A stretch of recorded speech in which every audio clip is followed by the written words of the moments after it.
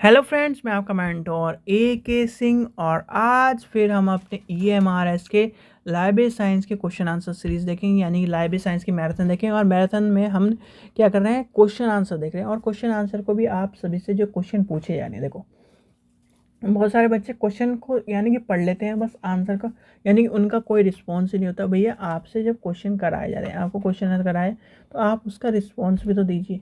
जो आपसे क्वेश्चन पूछा जा रहा है, क्वेश्चन का जवाब भी दीजिए। यानी कि एक बच्चा है, यानी कि एक जो ज्योति लड़की है, वही एक आधा आंसर दे देती है, वही क्वेश्चन पूछ लेती, कुछ भी पूछ लेती। और कोई क्या कर रहा है, यानी कि बस पढ़ता है, क्वेश्चन देखता है और चला जाता है। आपसे जो क्वेश्चन पूछे जा रहे हैं, क्वेश्चन इसलिए पूछे जाते हैं जिससे आप क्या करो, किताबें उठाओ, यानी कि आप नेट पर सर्च करो, आप अपनी बुक में सर्च करो कि एक चीज़ है क्या। और तो उससे क्या होगा, आपका पता चलेगा कि आपको ये सब चीज़ें, और आप इंटरेस्ट जब लोगे इस पढ़ाई में तो क्या होगा, आपका और मन लगेगा। और मन लगेगा, भाई आप ही सोच रहे हो कि यार एग्ज़ाम तो आने, भाई एग्ज़ाम होगा। एग्ज़ाम दिसंबर जनवरी के आसपास होगा आपका एग्ज़ाम, टेंशन मत लो। एग्ज़ाम के यानी कि मैंने आपको जो चीज़ बात बताई थी वो हो रही है कि नहीं हो रही है। यानी कि लाइब्रेरी का, यानी कोई भी एग्ज़ाम हो दिवाली के बाद ही होगा, होने की बात है दिवाली के बाद होगा, क्योंकि दिवाली तक है सारी की सारी छुट्टियाँ। और अभी यानी कि आप ये बताओ, आप जब खुद इस फील्ड में चल जाओगे तब वहाँ पर क्या होगे, या छुट्टी नहीं बढ़ रही, छुट्टी नहीं बढ़ रही, तो वहाँ पर भी यानी कि हर जगह का यही हाल चल रहा है। आपको हर जगह यही मिलता है। और दूसरा क्या है, दिसंबर और जनवरी में थोड़ा सा ये रहता है। और दिसंबर जनवरी में जब आपका एग्ज़ाम होगा, फिर उसके बाद वही 1-2 महीने रिजल्ट आने में लगेगा, 2 महीने। जब आपकी ज्वाइनिंग होती है, ज्वाइनिंग आपकी वही जून जुलाई के बाद होती है। ठीक है, सीधी बात ये मान के चलो। ठीक है बच्चों, चलिए तो आज के क्वेश्चन आंसर की सीरीज़ को देखते हैं, यानी कि मैराथन को देखते हैं। चलिए तो पहला क्वेश्चन देखते हैं। पहला क्वेश्चन देखते हैं, यानी कि आज का पहला क्वेश्चन देखते हैं। आज का पहला क्वेश्चन क्या कह रहा है, डिलनेट का मुख्य कार्यालय कहाँ पर अवस्थित है। और आपको ये मैंने बताया था, भाई डिलनेट है तो दिल्ली लाइब्रेरी नेट हो गया। अब ये आपका कहाँ पर है, ये आपका हो जाएगा, आपका सीधे सीधे दिल्ली पहुँचा दो, डी से दिल्ली। चलिए आगे चलते हैं, क्वेश्चन नंबर नेक्स्ट देखते हैं। क्वेश्चन नंबर नेक्स्ट क्या कह रहा है हमारा, क्वेश्चन नंबर नेक्स्ट आपको चलते हैं, क्या कह रहा है, एब्स्ट्रैक्टिंग सर्विस यानी content abstract and photograph service pro. अच्छा, ये आपका देखो, इसमें इसकी फुल फॉर्म भी याद कर लेना, क्योंकि इसकी फुल फॉर्म एक ही एग्ज़ाम में मिली है मुझे, शायद से किसी एग्ज़ाम में, और वो भी KVS वेवीएस का एग्ज़ाम था, तो इसलिए इसके फुल फॉर्म याद कर लेना। या आपसे पूछिए, अंतर वस्तुएं सार व फोटोकॉपी सेवा एक अभिनव व्यक्ति व्यक्तिगत सूचना सेवा है। इसके यानी इससे किसी के द्वारा प्रदान की जाती है, यानी कि ये जो इंफॉर्मेशन सर्विस प्रोवाइडर है वो कौन है, इंफॉर्मेशन सर्विस प्रोवाइडर इसका है निस्केयर। याद कर लेना। और निस्केयर की फुल फॉर्म क्या है, national institute of science communication and information research. ठीक है, और आपको पता ही कब बना है, तो आपको बताने की ज़रूरत नहीं है। और कल का आंसर मुझे अभी तक किसी ने यानी कि मिला नहीं है। और चलिए आज और देखते हैं कि आपका आंसर आता है कि नहीं किसी का। चलिए क्वेश्चन नंबर 63 देखते हैं। 63 क्या कह रहा है, the database Indian patents is published by, यानी कि डेटाबेस इंडियन पेटेंट का प्रकाशन किसके द्वारा किया जाता है। तो ये आपको पता ही है, इसका भी आंसर आपका निस्केयर होगा, यानी कि ऑप्शन नंबर ए हो जाएगा इसका आंसर। चलिए नेक्स्ट क्वेश्चन देखते हैं। अब नेक्स्ट क्वेश्चन क्या कह रहा है आपका, भारत में अध्यापन तथा शोध में लगे हुए अग्रणीय अनुसंधान एवं विकास संगठनों एवं अन्य अकादमिक संस्थानों में कार्यरत वैज्ञानिक अन्वेषक तथा अन्य संकाय सदस्यों के प्रोफाइल के प्रमुख डेटाबेस का नाम बताइए जो इन्फिल्मनेट द्वारा बनाया गया है। यानी कि इन्फिल्मनेट द्वारा बनाया गया, तो उसका नाम पूछ रहा है, तो इसका नाम है, क्या नाम है। और ये क्वेश्चन आपका कहाँ पर आया हुआ है, इसरो में क्वेश्चन आया हुआ है, तो ये है विद्वान, यानी कि विद्वान। ऑप्शन नंबर ये हो जाएगा सी। चलिए आगे चलते हैं, क्वेश्चन नंबर 65 देखते हैं। Annuals of library and information study dash द्वारा प्रकाशित किया जाता है। तो ये किसके द्वारा प्रकाशित किया जाता है, ये सबको पता है, निस के द्वारा प्रकाशित करा जाता है। और ये 2 बार क्वेश्चन आ चुका है, एक बार इसरो में आ चुका है और एक बार और कहीं भी आ चुका है। तो इस चीज़ का ध्यान रखना, इस तरह के क्वेश्चन आपको देखने के लिए मिलते हैं। तो यानी कि आपका जाएगा, इसका आंसर क्या होगा, निष्क्रिय। चलिए आगे चलते हैं, आगे देखते हैं नेक्स्ट क्वेश्चन क्या कह रहा है आपका। क्वेश्चन नंबर 66 देखते हैं। क्वेश्चन नंबर 66 क्या कह रहा है, इंसडॉक का विलय निस्कॉम से हुआ है तथा डैश के नाम से जाना जाता है। अब डैश के नाम से जाना जाता है, ये कल इस तरह का क्वेश्चन मैंने आपको कराया हुआ है। अब इस तरह क्वेश्चन कराया हुआ है तो आपको क्या होगा, इसका आंसर क्या होगा, यानी इसका आंसर क्या हो जाएगा, इसका आंसर हो जाएगा निष्क्रिय। ठीक है, आपको बताया हुआ है इसका आंसर, मैंने कल आपको कराया हुआ, ये समझा भी होगा आपने जो स्टूडेंट पढ़ रहे होंगे। चलिए क्वेश्चन नंबर 67 देखते हैं। भारत में ETD डाटाबेस डैश द्वारा सुरक्षित किया जाता है। तो किसके द्वारा सुरक्षित किया जाता है, वो है आपका शोध गंगा, यानी कि इसका आंसर क्या हो जाएगा, शोध गंगा। और शोध गंगा और शोध गंगोत्री में अंतर क्या है, आप बताइए। शोध गंगा और शोध गंगोत्री में अंतर क्या है, आप ये मुझे बताइए कि कौन सा क्या करता है, किसका किसका नाम अलग है। पुस्तकालय स्वैच्छलन की प्रगति के बारे में चर्चा करने हेतु इन्फ्लिमनेट पर वार्षिक सम्मेलन का आयोजन किया गया है। तो इसका आंसर क्या होगा, इसका आंसर हो जाएगा आपका क्या होगा, बताओ जल्दी।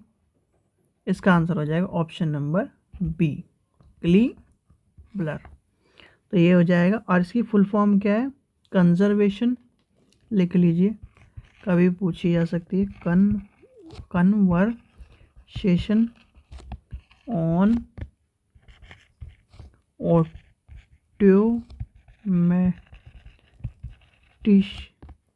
Of libraries in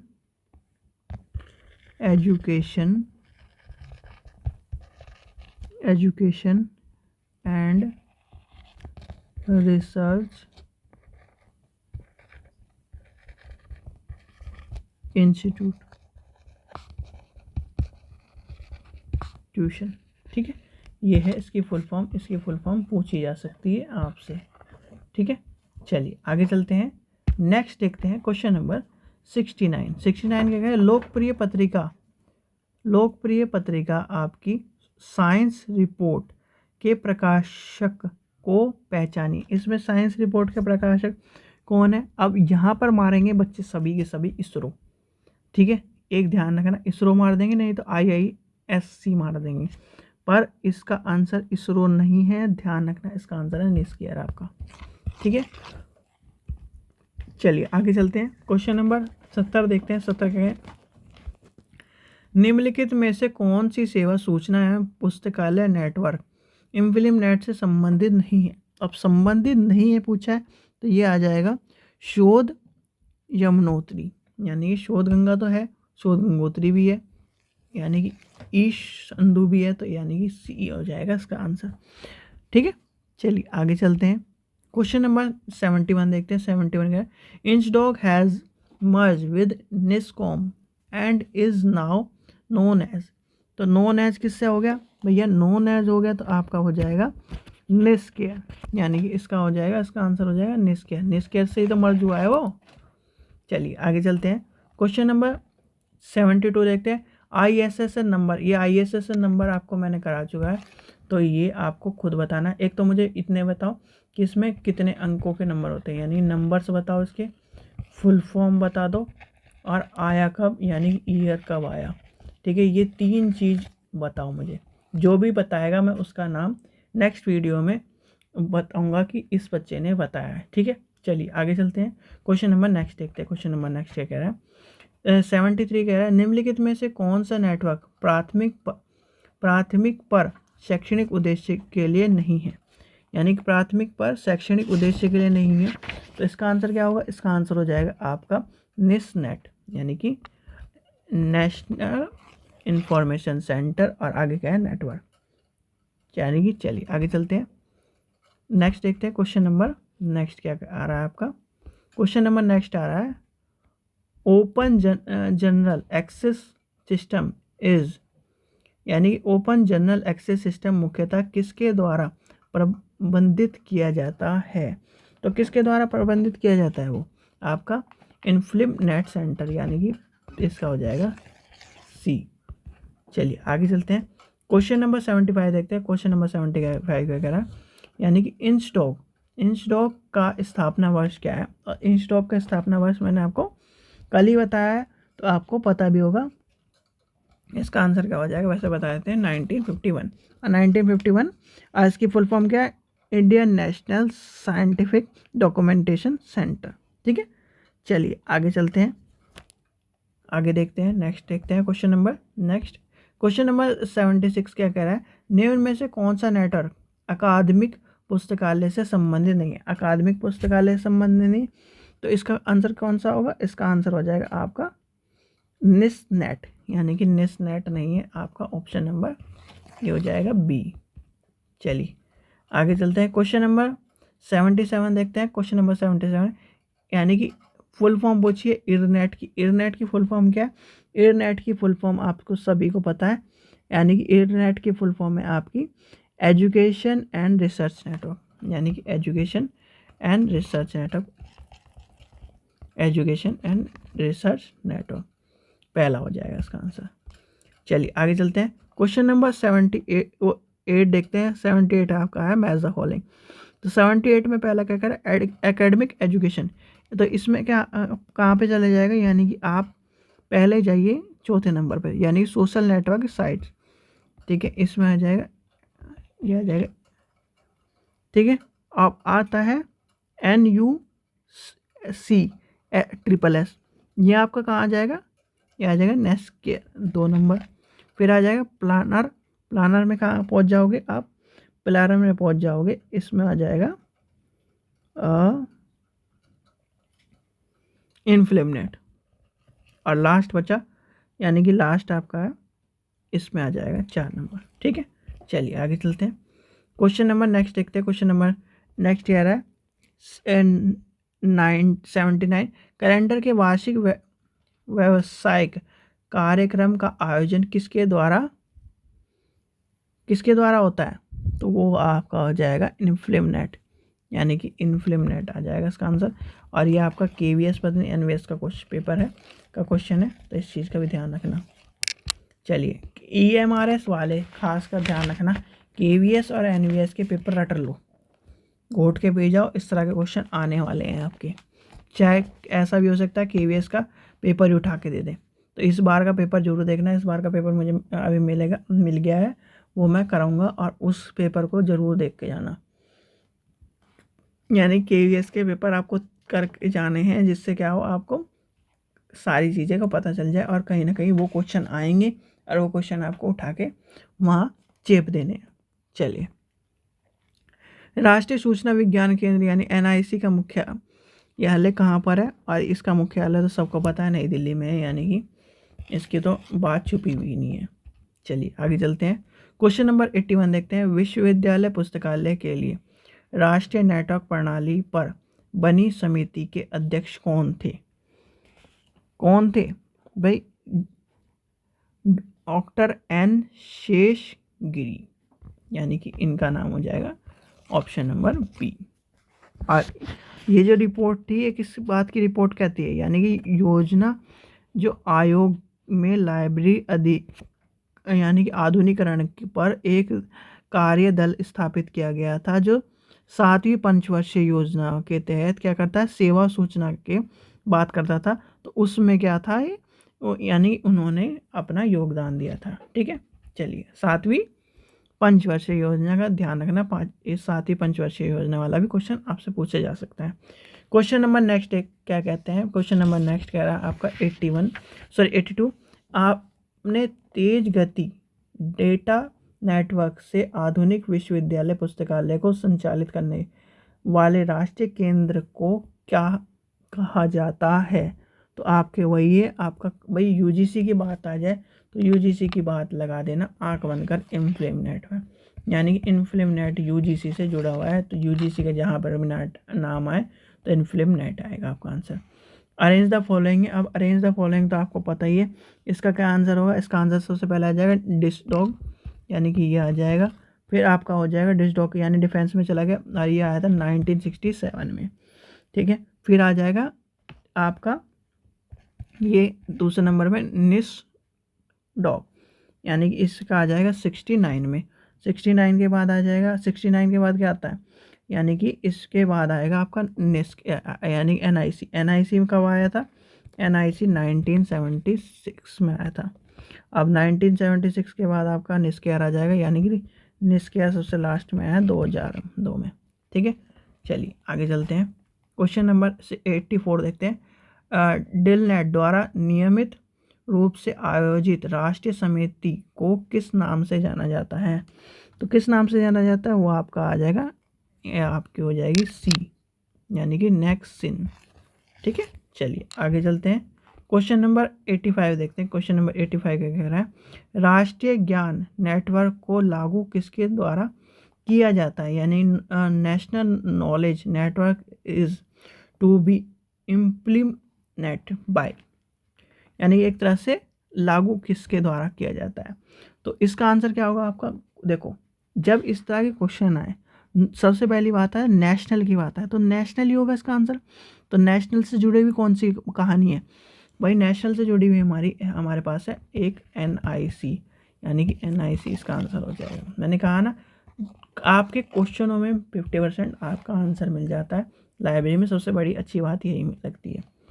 question number next देखते हैं, 86 देखते हैं, निम्नलिखित में से कौन से पुस्तकालय नेटवर्क है, तो यानी कि पुस्तकालय नेटवर्क है वो पूछा है, तो इसमें आपका आंसर हो जाएगा, देखो पुस्तकालय नेटवर्क है, एक डिलनेट है, ठीक है जी, एक आपका है OCLC। OCLC क्या है, आपसे कोई पूछने लगे जी OCLC क्या है, ऑनलाइन कंप्यूटर लाइब्रेरी सेंटर। चलिए आगे चलते हैं, दो आपको मैंने बता दिए हैं। क्वेश्चन नंबर 87 देखते हैं, 87 क्या है, भारत में ETD डाटाबेस का रख रखाव किसके द्वारा किया जाता है, तो किसके द्वारा किया जाता है, तो इसका आंसर हो जाएगा आपका, एक तो विद्या निधि, यानी कि 2 नंबर, और दूसरा क्या हो जाएगा, इसका आंसर हो जाएगा आपका शोध गंगा, यानी कि 2 हो जाएंगे, एक ये।